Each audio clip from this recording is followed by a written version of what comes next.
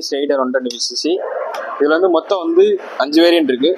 Base variant வந்து ட்ரம்மில் வரும், அப்புறம் வந்து சிங்கிள் சீட் வரும், அப்புறம் ஸ்ப்ளிட் சீட் நார்மல் பேசிக் வரும், அப்புறம் சூப்பர் ஸ்குவாட் எடிஷன் ஒன்று வரும், எல்சிடி மாடல் ஒன்று வரும். இது வந்து தேர்ட் வேரியண்ட்டு. ஃப்ரண்ட்டில் வந்து 17 இன்ச்சு அலாய் வீல் கொடுத்துருப்பாங்க வித் 240mm ரோட்டோமீட்டர் டிஸ்க் கொடுத்துருப்பாங்க. ரோட்டோமீட்டர் டிஸ்க் இருக்கிறனால லாங்காக போகிறப்போ அந்த மாதிரி இடத்துல வந்து உங்களுக்கு டிஸ்க் வந்து அவ்வளோ ஹீட் ஆகாது. இந்த ஹோல்ஸ் வழியாக ஏர் சர்க்குலேஷன் நடக்கிறதுனால டிஸ்க்கு ஹீட்டை வந்து குறைச்சி கொடுக்கும். அதுபோக வந்து டிஸ்கோட லைஃப் எக்ஸ்டெண்ட் பண்ணி கொடுக்கும். ஃப்ரண்ட்டில் வந்து டெலஸ்கோபிக் சஸ்பென்ஷன் கொடுத்துருப்பாங்க. இதனால் என்னென்னா நீங்கள் மேடு பள்ளத்தில் ஏறி இறங்கும்போது வந்து உங்களுக்கு சஸ்பென்ஷன் வந்து நல்லாயிருக்கும். அதுபோக ஷோல்டர் பெயின் இந்த மாதிரி எதுவும் வராது. ஃப்ரண்ட்டில் வந்து இந்த ரைடரோட சிக்னேச்சர் லேம்ப் இது கொடுத்துருப்பாங்க, டிஆர்எல். இது பார்க்க வந்து உங்களுக்கு கொஞ்சம் லுக்காக இருக்கும். டிவிஎஸோட இது சிம்பிள் டீனால அந்த டி ஷேப்லேயும் இந்த மாதிரி கொடுத்துருப்பாங்க. வந்து எல்இடி ஹெட் லேம்ப் கொடுத்துருப்பாங்க. இதனால் என்னென்னா உங்களுக்கு நைட்டில் போகும்போது வந்து வெளிச்சம் வந்து நல்லாயிருக்கும். அதுபோக உங்களுக்கு விசிபிளுமே வந்து நல்லாயிருக்கும். ஃப்ரண்ட்டில் வந்து ரிவர்ஸ் எல்சிடி கிளஸ்டர் கொடுத்துருப்பாங்க. இதனால் ரிவர்ஸ் எல்சிடியும் மிச்ச வண்டியில் பேக்ரவுண்ட் வந்து ஒயிட்டில் வரும், லெட்டர்ஸ் எல்லாமே பிளாக்ல வரும்.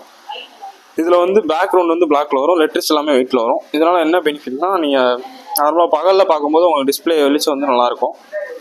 அதுபோக இதில் வந்து டேக்கோமீட்டர் கொடுத்துருப்பாங்க. நீங்கள் எவ்வளோ ஸ்பீடு போகிறதுக்கு எவ்வளோ ஆர்பிஎம்மில் போயிட்டுருக்கீங்கன்ற பார்த்துக்கலாம்.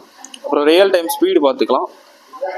அப்புறம் டைம் எல்லாமே காட்டும். அப்போ லோ ஃபியூல் இண்டிகேஷன் வந்து காட்டும். டேங்க் கெப்பாசிட்டி வந்து 10 லிட்டரு. உங்களுக்கு 2 லிட்டர் வந்த உடனே ரிசர்வ் சிம்பிள் காட்ட ஆரம்பிச்சிடும். அப்போ இந்த லோ ஃபியூல் இண்டிகேஷன் வந்து எரியும். அதுபோக சர்வீஸ் ரிமைண்டருமே காட்டும். இது என்னென்னா நீங்கள் சர்வீஸ் எப்போ பார்க்கணும் என்னன்றது இதிலே பார்த்து தெரிஞ்சுக்கலாம்.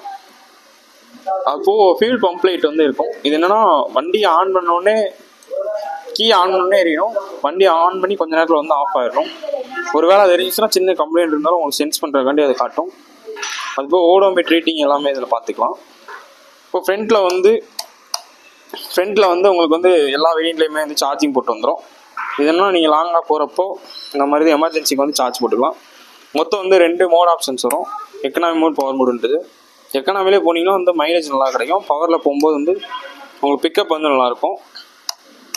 எந்த வண்டியிலுமே இல்லாத அளவுக்கு 125cc வந்து இதில் வந்து 3 வால்வ் இன்ஜின் கொடுத்துருக்காங்க. இதனால் என்ன பெனிஃபிட்னா பவரும் டார்க்கும் வந்து உங்களுக்கு சேமாக இருக்கும். இதனால் உங்களுக்கு பிக்கப் அண்டு புல்லிங் பவருமே நல்லாயிருக்கும். வண்டியோட பவர் வந்து 11.2 bhp 7500 rpm இருக்கனால பவர் வந்து நல்லாயிருக்கும். அது போக டார்க்குமே வந்து 11.2 சேமாக கொடுத்துருக்கனால உங்களுக்கு புல்லிங் பவருமே வந்து நல்லாயிருக்கும். அது போக கியர் வந்து பார்த்தீங்கன்னா 5 ஸ்பீட் கியர் வந்து கொடுத்துருப்பாங்க.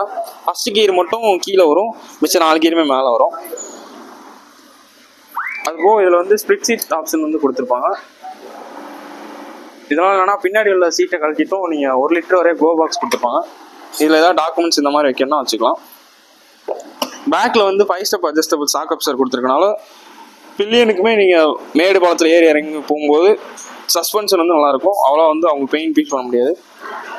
அதுபோக சைலன்சர் வந்து பார்த்தீங்கன்னா ஸ்போர்ட்டி மோட்டர் டிசைனில் கொடுத்துருப்பாங்க. இது பார்க்க வந்து ஸ்டைலிஷாக இருக்கும். அதுபோக இந்த சவுண்டு எக்ஸாஸ்ட் சவுண்டுமே வந்து உங்களுக்கு நல்லாயிருக்கும். இந்த வண்டியோட வீல் பேஸ் வந்து 1375mm கொடுத்துருக்காங்க. வீல் பேஸ்ன்றது இந்த சென்டரில் வீலோட சென்டர்லேருந்து பேக் வீலோட சென்டர் வரைக்கும் அது வந்து 1375mm கொடுத்துருக்கனால நீங்கள் லாங்காக போய் ஸ்பீடாக போய் கட்டடிக்கும் போது உங்களுக்கு வந்து ஸ்டெபிலிட்டியாக இருக்கும், எந்த இடத்துலையுமே ஸ்கிட் ஆகாது. அதுபோக கிரவுண்ட் கிளியரன்ஸுமே 180mm கொடுத்துருக்கனால நீங்கள் எவ்வளோ பெரிய மேடு பள்ளத்தில் ஏறி இறங்கும் போது வண்டி வந்து கீழே அண்டர் பாடி சேசஸ் வந்து தட்டாது. அதுபோக இந்த வண்டியோட வெயிட் வந்து 123 கிலோ தான். அதனால் யாருனாலும் ஈஸியாக வந்து பேலன்ஸ் பண்ணிக்கலாம். அதுபோக இதில் வந்து கலர்ஸ் வந்து என்னென்ன வரும்னா 4 கலர் வரும். ரெட்டு வரும், பிளாக் வரும், எல்லோ ஒன்று வரும், அப்புறம் நேவி ப்ளூ வரும்.